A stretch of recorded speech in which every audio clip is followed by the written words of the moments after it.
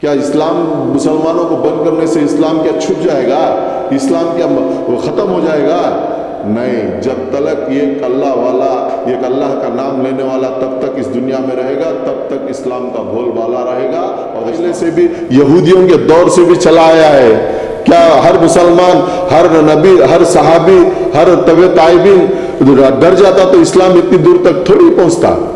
इस्लाम में डरना मना है। डरने वाला जो है वो मुसलमान ही नहीं है। इस्लाम जो है, इस्लाम डरने वाला इस्लाम नहीं है। दिल खोलकर जानों को कुर्बान करना, अपने सरों को कटाना, इस्लाम ये है। आपका क्या कहना? ये नुपुल शर्मा जो है, ये सियासत की बात करने के लिए वहां पर बैठी थी।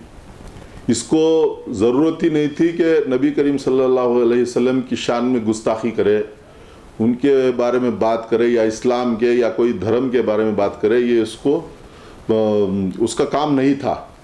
उसका जो काम था पॉलिटिशियन के बारे में बात करना था। ये इतनी आगे बढ़ गई है, नबी करीम सल्लल्लाहु अलैहि वसल्लम के दामन पर दाग लगा रही है। इसलिए हमारे मुसलमान भाई और जितने भी मुसलमान हैं हिंदुस्तान के, जितने भी बड़े बड़े उलमा इकराम हैं, जितने भी बड़े बड़े दीन के दाई हैं, इसके बारे में कोई आज तक आवाज़ नहीं उठा रहा है। कोई किसी को परवाह ही नहीं है। ये एक दौर ऐसा था, नबी करीम सल्लल्लाहु अलैहि वसल्लम की जब छोटी सी भी बात अगर शान में गुस्ताखी होती तो अपने जानों को कुर्बान कर देते थे, अपने मालों को कुर्बान कर देते थे, अपने वक्त को कुर्बान कर देते थे, रास्तों पर निछावर कर देते थे अपने जानों को। लेकिन ना जाने हमारे मुसलमानों को क्या हो गया है।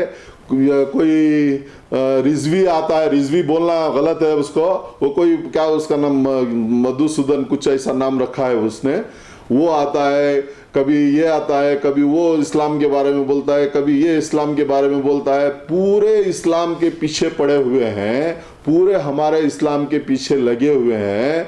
ना जाने हमारे इस्लाम के ठेकेदार, हमारे इस्लाम के नौजवान, हमारे इस्लाम के ताबईन, जितने भी ताबईन हैं, जो इस्लाम के यानी कि बड़े ठेकेदार कहलाते हैं, उलमा इकराम हैं, न जाने वो क्या कर रहे हैं। वो कि उनके आंखों पर पर्दा छा गया है और कानों पर पर्दा छा गया है। इतना सब कुछ हो रहा है, इसके बावजूद भी मुसलमान खामोश है। तो न जाने वो क्यों खामोश है, या मुसलमान कायर हो गया है क्या, मुझे समझ में नहीं आता।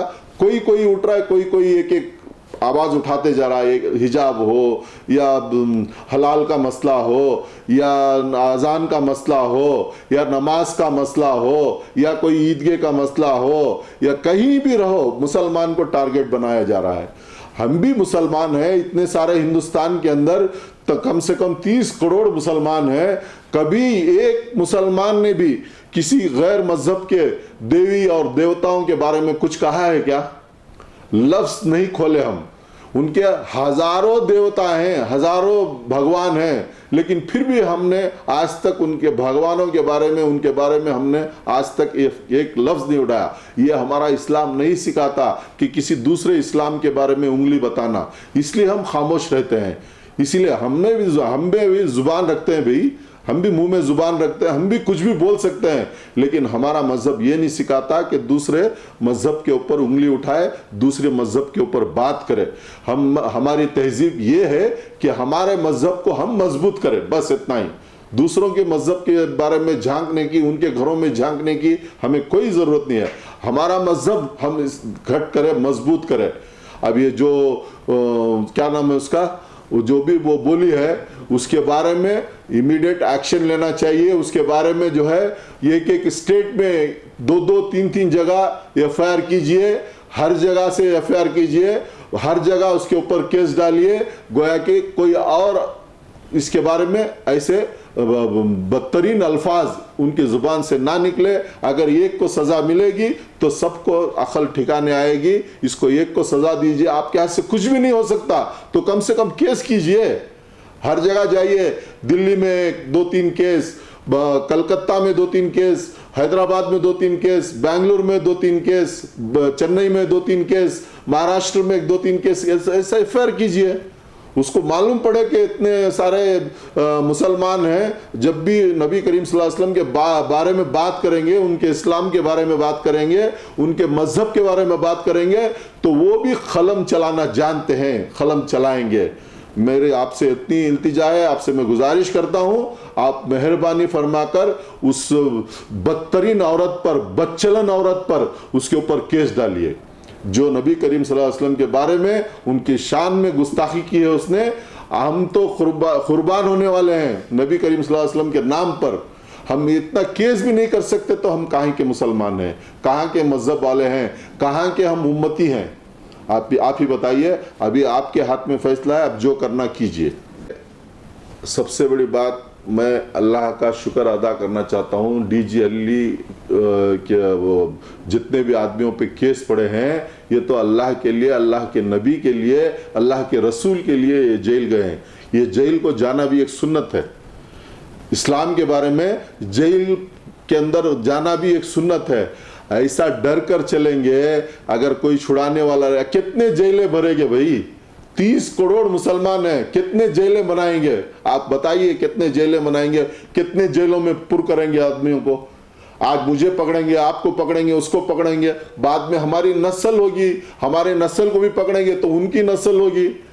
अरे इस्लाम पे तो पहले से भी, यहूदियों के दौर से भी चला आया है। क्या हर मुसलमान, हर नबी, हर सहाबी, हर तबे ताइबीन डर जाता तो इस्लाम इतनी दूर तक थोड़ी पहुंचता? इस्लाम में डरना मना है। डरने वाला जो है वो मुसलमान ही नहीं है। इस्लाम जो है, इस्लाम डरने वाला इस्लाम नहीं है। दिल खोल कर अपने जानों को कुर्बान करना, अपने सरों को कटाना, इस्लाम ये है। किसी के सर को काटने का इस्लाम नहीं है, अपने सरों को इस्लाम के लिए कटाना, ये इस्लाम है। यहाँ पे डरने की क्या बात है? कितने दिन जेल में रखेंगे, कितने वो जेल में रखेंगे? डीजी हल्ली, केजी हल्ली का मसला जो है लेकर यहाँ के अभी नौजवान जो डर सा माहौल पैदा कर दिया है उन्होंने, बस उतना ही डर का माहौल। ये अगर एक जगह ऐसा हो गया तो बार बार सब जगह ऐसे होगा बोल के, अभी देखिए हुबली का गलाटा हो गया, हुबली के गलाटे में धमासार मुसलमानों को बंद कर दिया गया।